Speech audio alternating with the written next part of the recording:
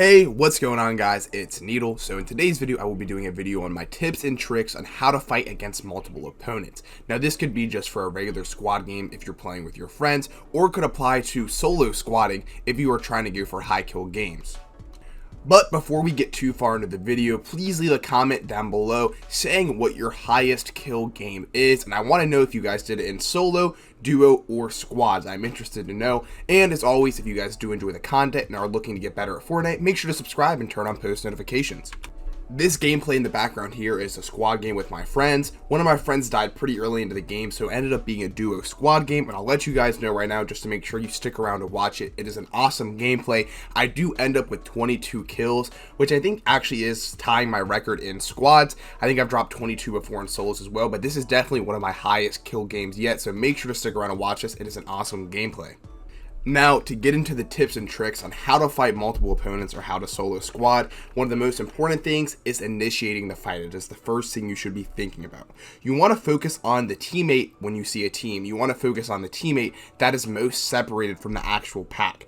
Chances are, if a player is drifting off from their team, it's going to be one of their weaker players in the actual squad, and you could probably get the easiest kill on them. And just in general, it is a good just rule of thumb, try not to engage in a fight against a squad that is running all next to each other, right next to each other. Chances are that they're pretty sweaty if they're going to do that, and they're going to just get you in a 1-by-1, they're going to get you into a box, and they're just going to sit right next to you and right on top of you, and they're just going to keep moving right next to each other. So look to deal a lot of damage to one player in the squad who is the most separated, and then move on to player by player and take it piece by piece. But please keep in mind, that's one of the biggest tips, is try not to engage in a team by yourself, at least that's all running next to each other. They tend to be really sweaty and taking it a little bit too serious in squads. This next tip here is understanding your positioning. So this is one of my favorites to talk about, because if you watched OG gameplay of the solo squatters back in season 1 through 4, you know it would be a lot of Nick Mercs and high distortions who were kings of positioning, especially when it came to going to tilted. So this one has to do with creating new angles and giving yourself more space in every single gunfight. It's hard to take out an entire team if you stand and spray shots, even if you're at high ground. If you're just going to sit up at high ground on top of a building and spray AR shots, sure, you will deal a lot of damage, but they will constantly know your positioning at all times.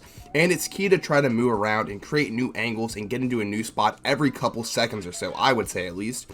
This could be through your building, or just using natural positioning on a building, or just using natural positioning on a terrain or structure.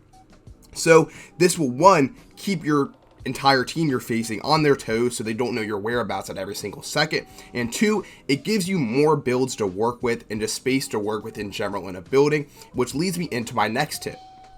When facing an entire squad, especially when you are by yourself, when you are solo squatting, you need to create what I like to refer to, and has been referred to before, is a jungle gym of box fighting. If you guys don't know what box fighting is, it's just what the current meta is. You shoot somebody and they're going to box up into a 1-by-1 and make you push their box, try to take the wall. That's basically what box fighting is. So when you're trying to go against a whole squad, you want them to push your box. You want to be the one at the low ground who is box fighting here, and you want to create a bunch of space when you do it.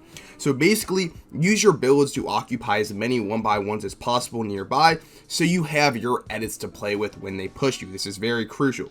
This goes hand in hand with creating different angles. It's a lot easier to approach multiple enemies when you have all your edits next to you, compared to when you would have to push towards there, and it's their terrain of builds, and they would have multiple edits, and this would put you just in a bad spot for traps. So make them push into your edits and make a lot of 1-by-1s to work with so you can keep maneuvering around and getting different edits and angles. So this is just a good tip because this is going to allow for easier trap kills for you. And if they're all together, this is going to allow you to actually get some better angles off. So if you get like a 1-pup or something, you could get the full kill from there in your own box and get the loot. This next tip here is a pretty general tip, but it's something you need to keep a mental note of before you load up into a solo squad. This is taking every single fight against a squad at your own pace. You don't want to try to take out an entire squad in like 10 seconds, 10-15 seconds. It's just not going to work at the end of the day. Especially if you are in solo squatting, like I mentioned, you need it to work piece by piece. So take it one at a time, get one knock, full kill it from there, and then move on to the next. So the way I look at it, and the most importantly, you need to full kill every knock that you get. So this is beneficial for one, it gives you more materials, shields, and their weapons to work with at your disposal once you actually do full kill them. And two, once you full kill them, you know that they are not going to get revived right in front of you, so you would have to fight them again. There's nothing worse than getting a knock or two on a solo squad team and the whole squad just somehow gets revived, and there's all 4 of them back together with full shield, and they have their weapons still. So there is always going to be the slimmest chance that if you full killed that they are going to go snag their reboot card, but this would more likely happen off like spawn in the early game when you're fighting out of town.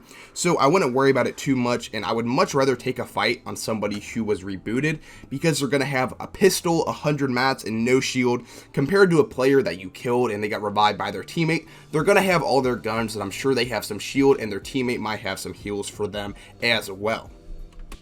This next tip here is something that I haven't heard talked about too much in Fortnite, and this is called playing Footsies. So I learned this tip from the great Bala TW. If you guys know who Bala is, he makes amazing content. Basically, his main thing is VOD reviews on pro players in the World Cup and such, and he just analyzes what makes them so good and why they're actually some of the best players in the world, I should say.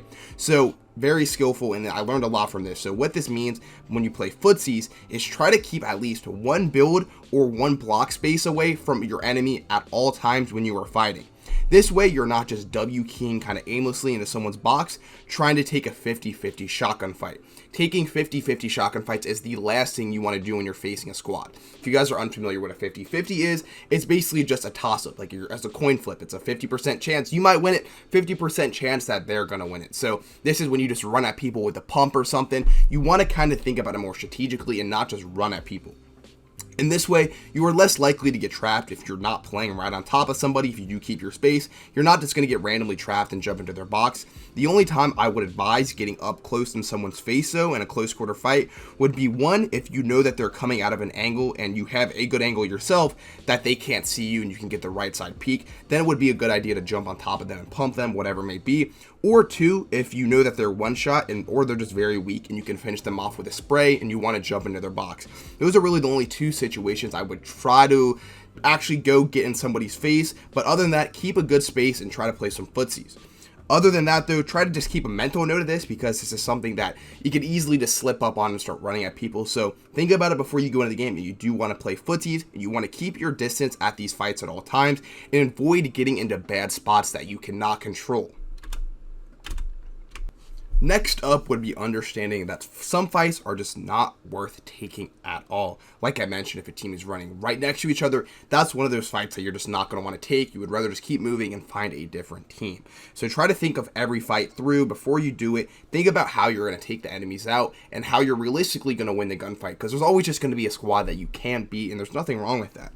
But once you do take that first shot, there's really no going back. There's a good chance that they're just going to get right to it and they're going to try to push you, or they're just going to sit on ramps, sit in one by ones, and kind of just hold you out. So keep in mind, once you take a shot, the fight is starting. They're not just going to run away, so that's on you.